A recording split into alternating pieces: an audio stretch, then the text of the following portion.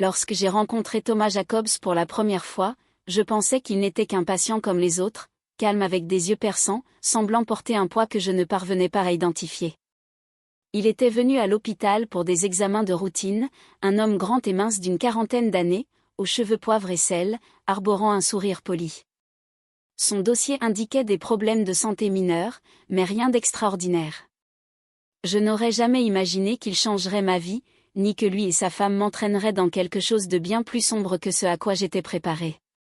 Je suis entrée dans sa chambre en ajustant ma blouse et lui ai offert un sourire professionnel.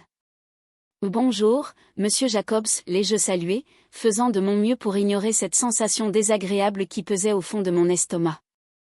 Mon cœur battait plus vite, une réaction que j'ai attribuée au stress d'un nouvel emploi. Ce n'était pas ma première fois avec un patient, mais il y avait quelque chose d'intense chez lui. « Tout va bien ?» ai-je demandé, remarquant qu'il s'agitait sur le lit. Son regard croisa brièvement le mien avant de se détourner, comme s'il cachait quelque chose. « Oui, juste un peu nerveux, je suppose, » dit-il d'une voix basse, posée mais tendue, comme s'il y avait autre chose qu'il taisait. Essayant de détendre l'atmosphère, je me suis approchée pour ajuster sa blouse, m'efforçant de rester professionnelle. Mais alors que je tendais la main, le tissu glissa soudainement et en un instant, j'en vis plus que je ne le voulais. Mes joues s'empourprèrent et je détournai rapidement les yeux, feignant de n'avoir rien remarqué. « Permettez-moi de vous préparer pour l'examen, » dis-je, essayant de paraître indifférente. Il me fixait toujours et je vis dans ses yeux quelque chose que je n'avais pas remarqué auparavant, une intensité troublante, presque trop intime pour un cadre clinique. Cela fit trembler légèrement mes mains. J'ai terminé rapidement, lui ai adressé un sourire poli et suis sortie de la chambre, essayant de chasser cette sensation désagréable qui m'envahissait. Le lendemain, alors que je poursuivais mes tâches, un message arriva sur ma tablette de travail, demandant que j'assiste à nouveau monsieur Jacobs. Mon cœur s'emballa malgré moi. Pourquoi aurait-il demandé spécifiquement que je vienne ? Peut-être que cela ne voulait rien dire, mais une petite voix en moi me disait le contraire. Quand je suis entrée dans sa chambre, il m'a accueilli avec un sourire moins réservé que la veille, presque confiant. « Merci d'être venue, Émilie, » dit-il doucement, comme si nous étions de vieux amis partageant un secret. « C'est mon travail, monsieur Jacobs, » répondis-je, essayant de garder ma voix neutre et professionnelle. Nos regards se croisèrent et je ressentis quelque chose passer entre nous, quelque chose que je ne voulais pas admettre. Sa présence calme et posée remplissait la pièce et malgré moi, je me sentis captivée. « Vous avez été très gentil avec moi, c'est rare, » murmura-t-il, sa voix baissant d'un ton, presque complice. Avant que je ne puisse répondre, la porte s'ouvrit brusquement. Je me retournai pour voir sa femme, une femme élégante d'une trentaine d'années, au regard rassuré qui ne laissait rien échapper. Elle balaya la scène du regard, ses yeux passant de lui à moi, et je sentis mon pouce accélérer.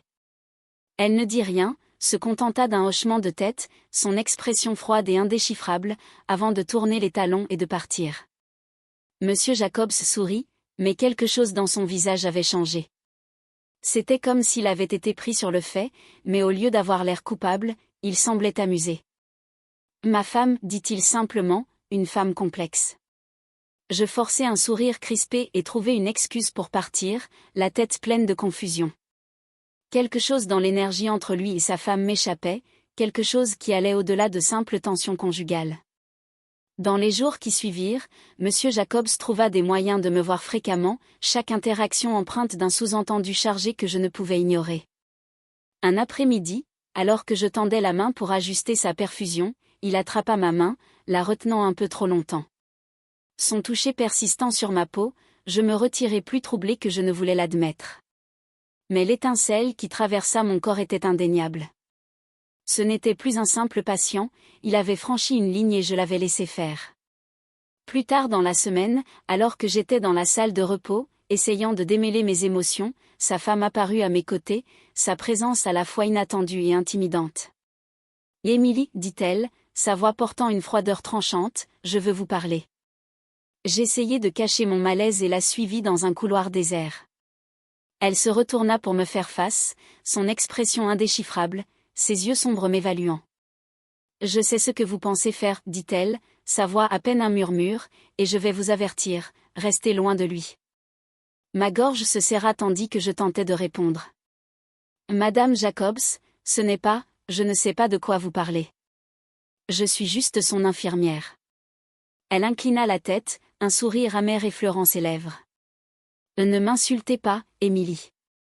Je vois comment il vous regarde et je vois comment vous le regardez. Mais il y a quelque chose que vous devez comprendre, Tom n'est pas ce qu'il semble. Un frisson parcourut mon dos, son avertissement ressemblant moins à de la jalousie qu'à quelque chose de sinistre, quelque chose que je ne comprenais pas encore. Ce soir-là, en quittant l'hôpital, je vis Monsieur Jacobs attendre près de l'entrée, appuyé nonchalamment contre le mur. Il leva les yeux en me voyant, ses yeux s'illuminant d'une chaleur à laquelle je savais que je devais résister. « Émilie » me salua-t-il, comme s'il avait attendu ce moment toute la journée. « Monsieur Jacobs » répondis-je d'un ton ferme, bien que ma résolution faiblisse sous son regard. Il s'approcha, l'air entre nous chargé. « Tom » corrigea-t-il d'une voix douce et persuasive. « Tom, ce n'est pas approprié » bégayai-je, essayant de reculer, mais mes pieds semblaient collés au sol. « Tu n'as pas besoin d'avoir peur d'elle » murmura-t-il, sa voix seule suffisant à m'envoyer un frisson dans le dos. Ma femme aime contrôler les choses, mais elle ne peut pas contrôler ce que je ressens pour toi. Chaque fibre de mon être criait de partir, mais ces mots éveillaient en moi une curiosité dangereuse. Cette attention, cette séduction enveloppée de secrets était tentante. Et pourtant, au fond de moi, je savais qu'il y avait plus que ce que je voyais. Juste au moment où il tendait la main vers la mienne, une voix froide traversa l'air. Je me retournai pour voir Madame Jacobs debout juste derrière nous, son visage figé dans un masque glacial. Elle me regarda, puis son mari, et à cet instant, je compris. C'était un jeu, mais je ne connaissais pas les règles. Son regard était si intense qu'il semblait me transpercer. Sans un mot, je retirai ma main et m'éloignai, les laissant tous les deux dans l'obscurité. Les jours qui suivirent furent remplis de tensions, de chuchotements et de messages de Monsieur Jacobs me demandant de le voir. Je l'évitais autant que possible, mais c'était inutile. Il trouvait des moyens de me ramener à lui, son regard me captivant, sa voix douce et implorante. Un soir, Madame Jacobs me trouva dans un couloir désert et m'arrêta en posant une main sur mon bras. « Émilie, tu dois savoir qui il est » dit-elle d'une voix basse, presque douce. Elle me tendit un dossier, ses doigts froids contre les miens. Déconcertée, j'ouvris le dossier et découvris des photos et des documents qui peignaient un tableau bien différent de l'homme que je pensais connaître. Il avait un passé rempli de secrets qui me glaça le sang. Je levai les yeux pour croiser son regard. « Pourquoi me montrez-vous cela ?» Elle sourit, une lueur dangereuse dans les yeux. « Parce que je veux que tu comprennes, Émilie. Il n'est pas celui que tu crois. » C'est alors que je réalisai que la toile complexe d'attraction, de jalousie et de pouvoir entre Monsieur et Madame Jacobs était bien plus profonde que je ne l'avais imaginé. Ce n'était pas juste une histoire d'infidélité ou de tentation. Il y avait un jeu en cours ici, un jeu de contrôle et de manipulation, et j'y avais été entraîné sans même m'en rendre compte. En m'éloignant, mon esprit tourbillonnait de questions. Qui était vraiment Monsieur Jacobs? Et qu'avait à gagner sa femme en me mettant en garde contre lui? Une chose était sûre, je ne pouvais faire confiance à aucun des deux. Mais la tentation de découvrir la vérité était une flamme que je n'étais pas certaine de pouvoir éteindre. Dans les jours qui suivirent, mon esprit devint un champ de bataille d'émotions contradictoires. Je ne pouvais ignorer l'attirance puissante que je ressentais pour Monsieur Jacobs, mais les images et les documents que sa femme m'avait montrés me hantaient. Ces pensées sombres envahissaient mon esprit à chaque fois que je repassais ces paroles en boucle. Je me sentais prise au piège entre leurs intentions cachées, comme si chacun avait tendu ses propres pièges pour moi, me laissant incapable de faire confiance à qui que ce soit, pas même à moi-même. Une semaine plus tard, mon téléphone vibra, m'annonçant une notification pendant que je prenais une rare pause dans la salle du personnel. C'était un message de la réceptionniste de l'hôpital, et mon cœur se serra en le lisant. « Monsieur Jacobs vous a demandé personnellement pour son rendez-vous de ce soir. » La notification résonnait comme un hameçon me ramenant dans leur jeu, l'intrigue tordue entre lui et sa femme. Bien que chaque partie rationnelle de moi voulait refuser, ce soir-là, je me retrouvais devant sa porte, prenant une profonde inspiration pour me calmer avant d'entrer. Lorsque j'ouvris la porte, il leva les yeux du lit, un sourire paisible sur le visage, comme si rien d'inhabituel ne s'était jamais produit entre nous. Émilie, dit-il doucement, sa voix apaisante mais calculée. Je forçai un sourire poli, déterminé à rester professionnelle et concise. Je suis ici pour effectuer vos vérifications du soir, répondis-je, me rappelant que c'était strictement une affaire professionnelle. Il sembla percevoir ma retenue.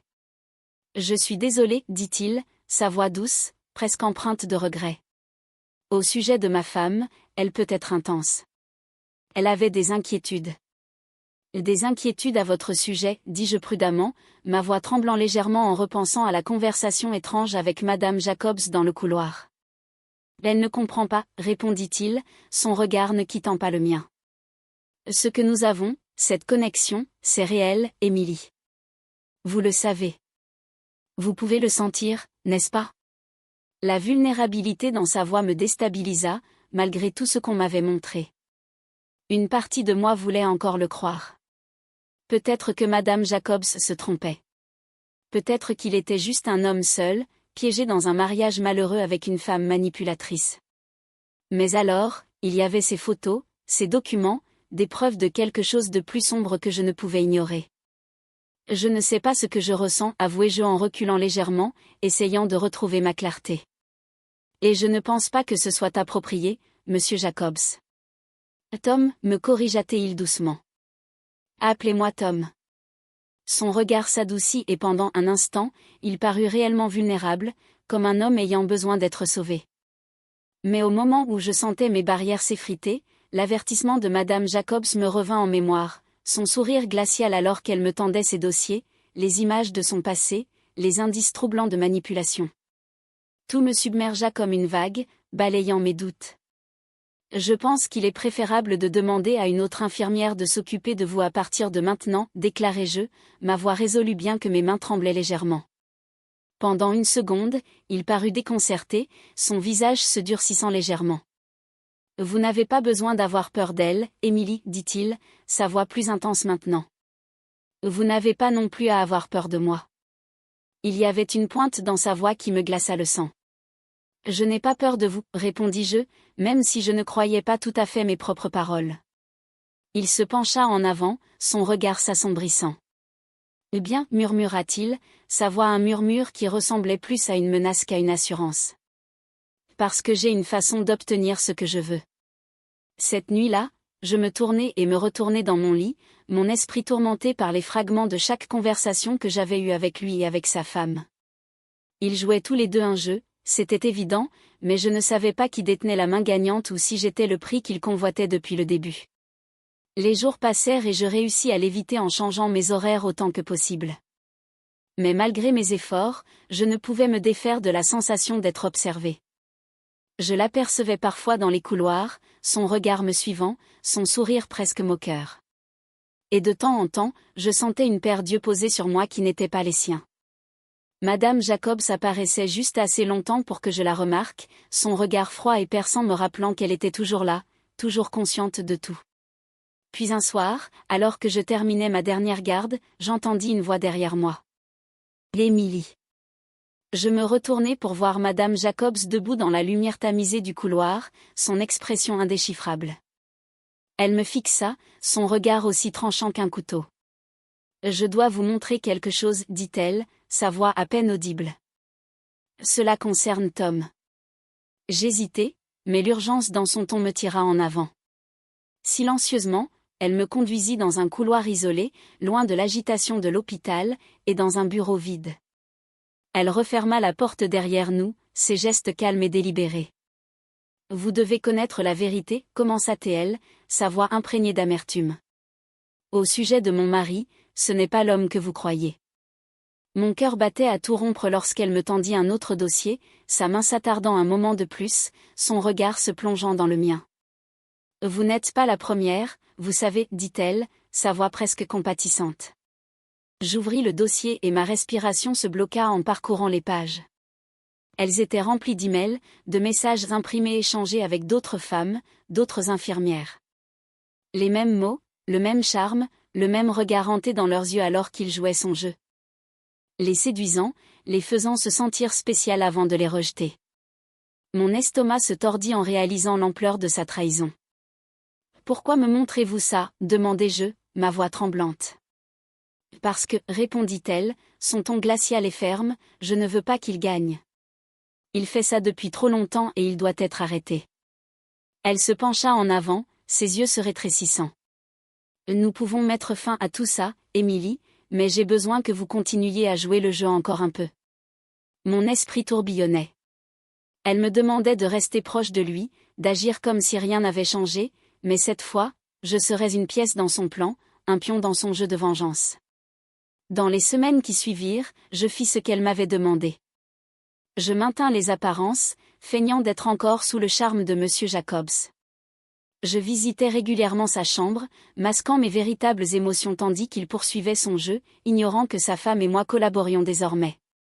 À chaque rencontre, je rassemblais des informations, collectant toutes les preuves que Madame Jacobs demandait.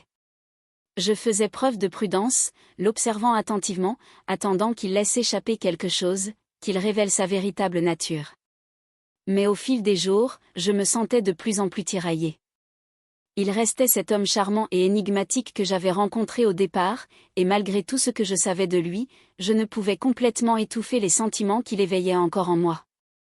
Je me détestais pour cela, mais une part de moi continuait de désirer son attention, cette excitation interdite qui m'avait d'abord attiré vers lui. Un soir, il finit par me confronter, son ton empreint de frustration. « Émilie, tu sembles distante, » murmura-t-il en attrapant ma main, son regard chargé de cette intensité qui m'avait autrefois ensorcelée. « Il y a quelque chose qui ne va pas. » Je retirai ma main, forçant un sourire. « Non, Tom, tout va bien. » Mais il n'était pas convaincu, son regard se plissa et je perçus une lueur de suspicion. Il commençait à comprendre, réalisant que quelque chose avait changé. Une vague de peur m'envahit, me demandant s'il était au courant de mon alliance avec sa femme, s'il préparait déjà son prochain coup.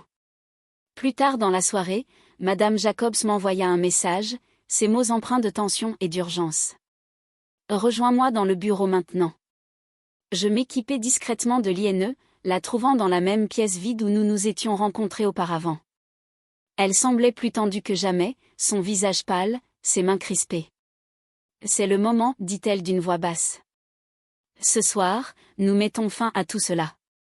J'ai tout ce qu'il me faut. » Elle me tendit une clé, son expression déterminée. « Tu sais ce que tu as à faire. » Une vague de peur et d'anticipation me submergea lorsque je pris la clé, réalisant que c'était le moment. J'allais entrer dans sa chambre une dernière fois, sous prétexte d'une vérification de routine, mais cette fois avec toutes les preuves accablantes que nous avions contre lui. Je marquai une hésitation, la regardant une dernière fois, incertaine de ma capacité à aller jusqu'au bout. Mais elle hocha la tête, son regard d'acier. « Fais-le, Émilie, mais y fin une fois pour toutes. » Alors que je descendais le couloir faiblement éclairé, mon cœur battait à tout rompre. Je sentais le poids de chaque choix que j'avais fait, de chaque ligne que j'avais franchie, et je savais qu'après ce soir, il n'y aurait pas de retour en arrière. Je pris une profonde inspiration pour me calmer en atteignant la porte de sa chambre, serrant la clé donnée par Madame Jacobs comme une bouée de sauvetage. Mon esprit était en ébullition, un mélange de pensées et d'émotions que je n'arrivais pas à démêler. Mais c'était le moment, la fin du jeu d'une manière ou d'une autre. Je quitterais cette pièce avec la vérité et m'échapperais enfin de leur toile de tromperie.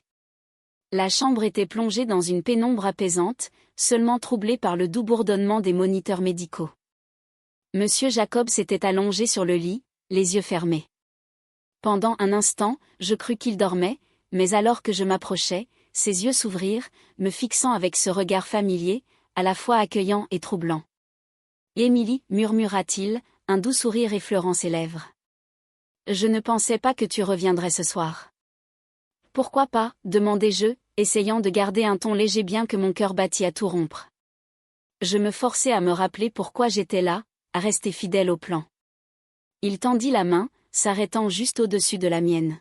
« Tu sembles distante, dit-il doucement, et tu m'as manqué. » La sincérité dans sa voix faillit ébranler ma détermination, mais je savais qui il était, ce qu'il avait fait à tant d'autres. Je ne pouvais pas me laisser séduire par ses charmes, pas maintenant. « Je pense que nous devrions parler, Tom, dis-je, ma voix tremblante. Dans les semaines qui suivirent, je forçai les mots à sortir à propos de tout. Son expression changea subtilement, une lueur de méfiance dans ses yeux, mais il la masqua rapidement avec ce même sourire charmeur. Bien sûr, répondit-il avec douceur, me faisant signe de m'asseoir à côté de lui. Je pris place, à peine consciente du bord du lit sous moi, tout en serrant le dossier que j'avais apporté. Je pris une profonde inspiration pour me donner du courage. Autre femme, elle m'a raconté des choses, montré des preuves sur vous. Il se figea, son visage perdant une partie de sa chaleur. Ma femme, commença-t-il lentement, sa voix baissant d'un ton, comme s'il pesait soigneusement ses mots. Ma femme ne me comprend pas, Émilie. Tu le sais. Elle a ses propres problèmes. Elle essaie toujours de tout contrôler autour d'elle, même moi. Je pensais que tu pouvais voir cela. J'ouvris le dossier, mes mains tremblantes, et lui montrai les documents et les photos que Madame Jacobs m'avait donnés, tes messages, tes photos intimes avec d'autres infirmières, des femmes que tu avais charmées, manipulées, puis abandonnées. Je me forçai à le regarder dans les yeux. Ces femmes, elles pensaient que vous teniez à elles, comme vous m'avez fait croire que vous teniez à moi. Pendant un instant, il fixa simplement les photographies, son visage impassible. Puis un sourire lent et glaçant se dessina sur ses lèvres. Ce n'était pas un sourire de remords ou de honte, mais presque amusé. Émilie, dit-il doucement, sa voix se réduisant à un murmure. Tu penses être différente. Ces mots me frappèrent comme une gifle et un frisson parcourut mon échine. Il se pencha plus près, son visage à quelques centimètres du mien, ses yeux sombres et intenses. Tu étais si facile à convaincre, murmura-t-il, son ton chargé de dérision. Si prête à voir le meilleur en moi, à ignorer tous les signes d'alerte, comme toutes les autres. Une vague de nausée m'envahit en comprenant la portée de ses paroles. Il m'avait manipulée, tout comme il avait fait avec toutes les autres. Je me sentais malade, non seulement d'y avoir cru, mais de m'être laissé entraîner si profondément dans son jeu tordu. Je vous faisais confiance, murmurai-je, ressentant le poids de ma propre naïveté. Il rit doucement, un son creux et amer. C'est ça, Émilie. Vous êtes toutes si prêtes à croire aux mensonges, à penser que vous êtes spéciale. Mais vous ne l'êtes pas. Il se recula, son regard froid et calculateur. Et ma femme ne l'est pas non plus. Je serrai le dossier, chaque nerf de mon corps me hurlant de partir, de fuir aussi loin que possible de lui. Mais je savais que je ne pouvais pas encore. Là alors, que va-t-il se passer maintenant, demandai-je, ma voix tremblante. Cela dépend, répondit-il, son ton redevenu suave. Tu pourrais oublier tout cela, partir, et je ne t'en tiendrai pas rigueur. Son sourire se tordit. Tu pourrais te compliquer la vie, mais je ne le recommande pas.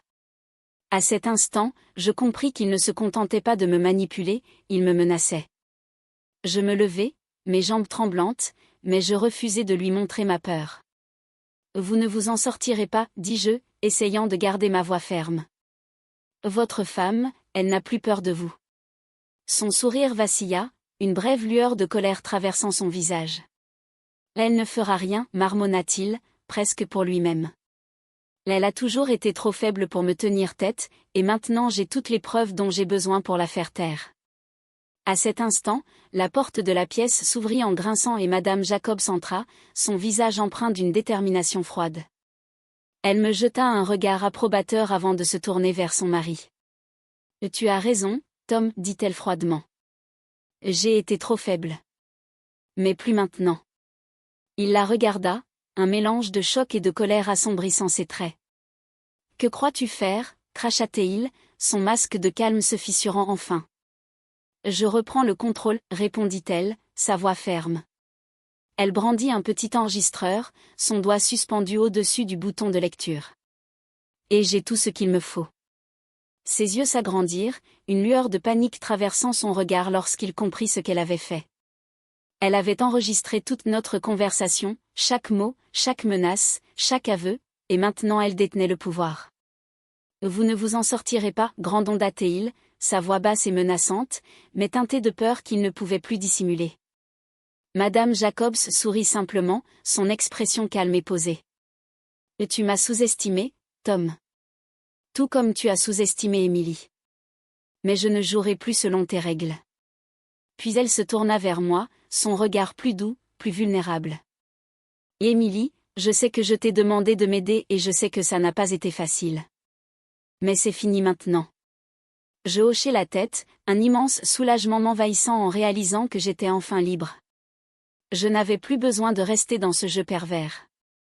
Elle avait tout ce qu'il fallait pour le faire tomber, pour mettre un terme à sa manipulation une fois pour toutes. En quittant cette pièce, je sentis un poids s'envoler de mes épaules, une sensation de libération que je n'avais pas ressentie depuis des semaines. J'en avais fini avec Tom Jacobs, fini avec les mensonges et les jeux, et je savais qu'à partir de ce jour, je ne laisserais jamais plus personne avoir ce genre de pouvoir sur moi. Dans les semaines qui suivirent, des rumeurs circulèrent à l'hôpital à propos de Monsieur Jacobs et de sa femme. Je ne demandais pas de détails, je ne voulais pas savoir. Tout ce que je savais, c'était que Madame Jacobs avait enfin trouvé le courage de révéler la vérité et que Tom avait dû faire face à des conséquences qu'il ne pouvait plus manipuler. Quant à moi, je trouvais la paix en allant de l'avant, en retournant à mon travail, à ma vie et aux choses qui comptaient vraiment, plus fortes, plus sages et à jamais changées.